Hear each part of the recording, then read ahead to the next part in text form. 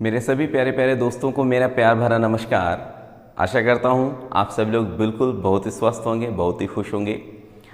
तो चलिए आज हम लोग इडियम फ्रेजेस के बारे में फिर से कुछ सीखने जा रहे हैं। इडियम्स और फ्रेजेस, जी हाँ, वही मज़ेदार टॉपिक जिसमें कि हम लोगों को बहुत मज़ा आता है और हम लोग अच्छी तरीके से उसको सीखते हुए चल रहे हैं। लेकिन जो भी मेरे दोस्त पहली बार इस चैनल पे आए हुए हैं, प्लीज़ चैनल को सब्सक्राइब करके नोटिफिकेशन बिल को ज़रूर ऑन कर लें, जिससे कि वीडियोस की नोटिफिकेशन आप लोगों को समय समय पर मिलते रहें। तो चलिए देखते हैं यहाँ पर। सबसे पहले है bolt from the blue. Bolt from the blue का मतलब है a great shock. Bolt from the blue, अब ये बना कैसे बोल्ट फ्रॉम द ब्लू, जरा समझिएगा। बोल्ट का मतलब होता है वज्रपात या बिजली गिरना। फ्रॉम द ब्लू मीन्स आसमान से, सभी जानते हैं ब्लू का मतलब यहां पर किससे है, आसमान से है। तो जैसे आप लोगों ने खूब सुना होगा बिजली गिर पड़ना, जैसे कोई बहुत ही अगर भयानक सी बात सुन लेता है तो क्या कहते हैं, अरे यार उसके ऊपर बिजली सी गिर पड़ी। तो बिजली से नहीं गिरती है, बिजली से नहीं गिरती ना, लेकिन उसके ऊपर इतना ज्यादा बात का आघात पहुंचता है, धक्का लगता है, या कह सकते हैं बहुत ही ज्यादा एक तरीके से वो उसको झटका सा महसूस होता है। तो इसीलिए हम उसको क्या बोलते हैं, bolt from the blue. A great shock means बहुत बड़ा सदमा लग जाना, बहुत बड़ा झटका, धक्का लगना।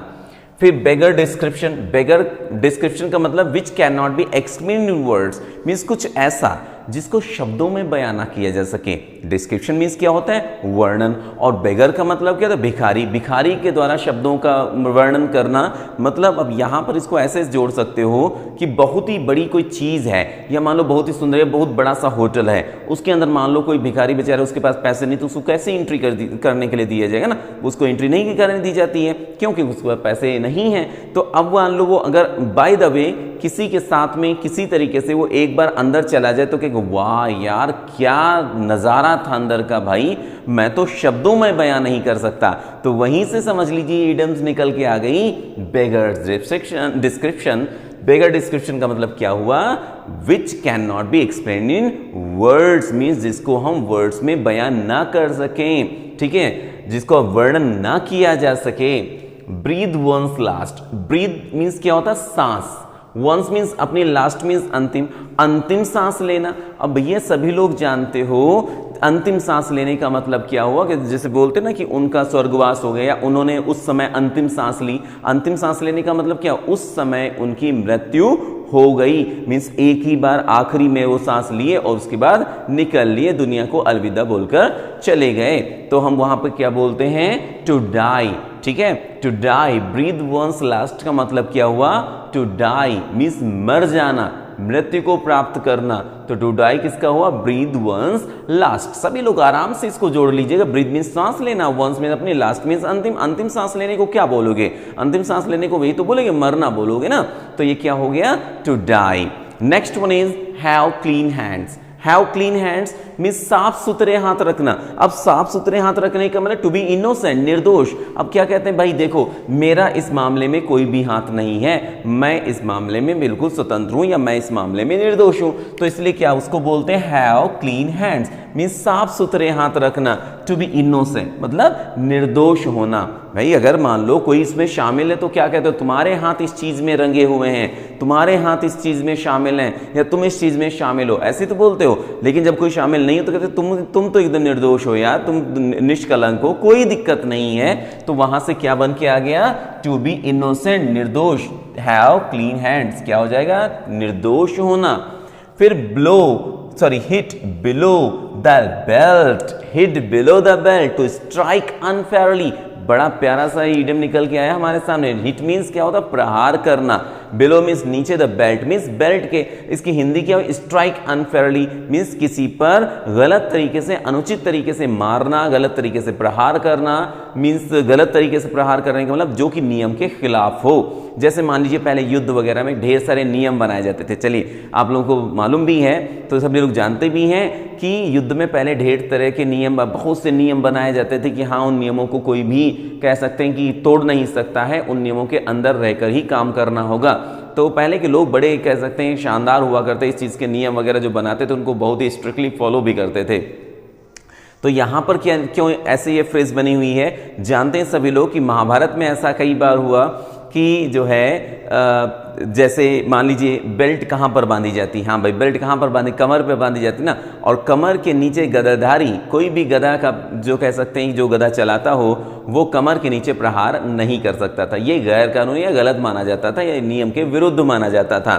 तो वहीं से इडियम निकल के आई है, मान लीजिए वहीं से निकल के आई है। हिट मीन्स मारना, बिलो मीन्स नीचे, द बेल्ट मीन्स बेल्ट के नीचे मीन्स कमर के नीचे अगर कोई प्रहार कर रहा है तो उसको क्या बोलेंगे, अनुचित प्रहार करना, गलत मारना, ठीक है, या गलत तरीके से प्रहार करना, उसको सही नहीं ठहराया जाता। टू स्ट्राइक अनफेयरली मीन्स गलत तरीके से मारना, ठीक है। और इसको अगर हम दूसरे तरीके से भी लेना चाहें तो इसका एक और मीन निकल के आ जाएगा, धोखे से मारना, है ना, धोखे से मारना कि सामने वाला तो भाई यही कर रहा है कि वो कमर के ऊपर ही प्रहार कर रहा है, और जो दूसरा जो सामने दूसरा उसका प्रतिद्वंदी है वो उसके कमर के नीचे प्रहार कर देता, तो इसको क्या बोलेंगे आप, धोखे से मारना बोलेंगे ना। तो वही तो आ गया धोखे से मारना, हिट बिलो द, हाँ, hit below the belt.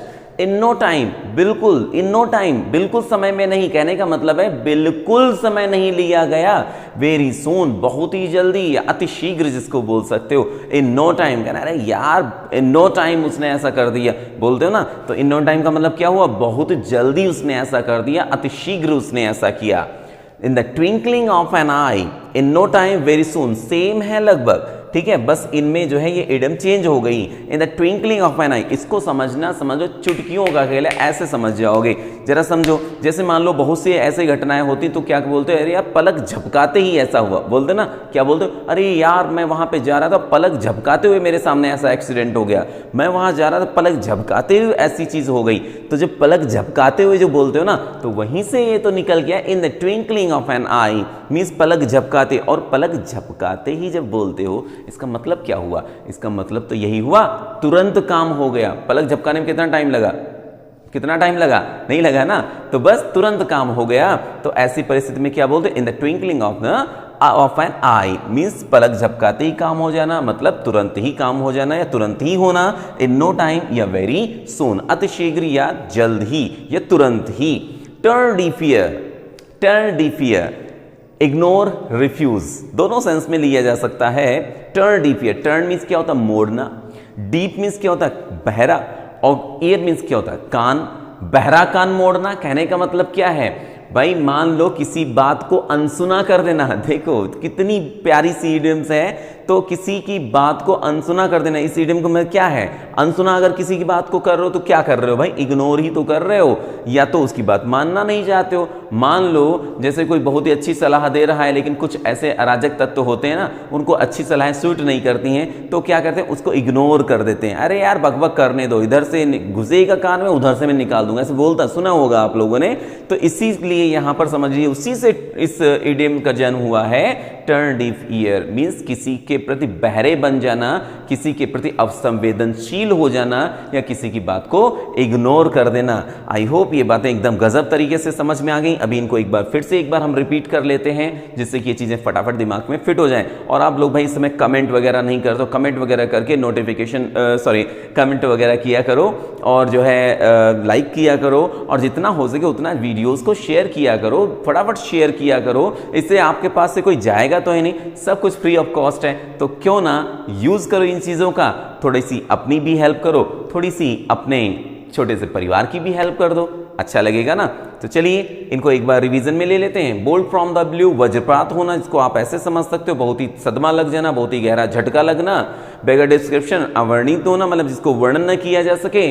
Breathe one's last, की अंतिम सांस ले लेना, मतलब टे हो जाना, निकल लेना।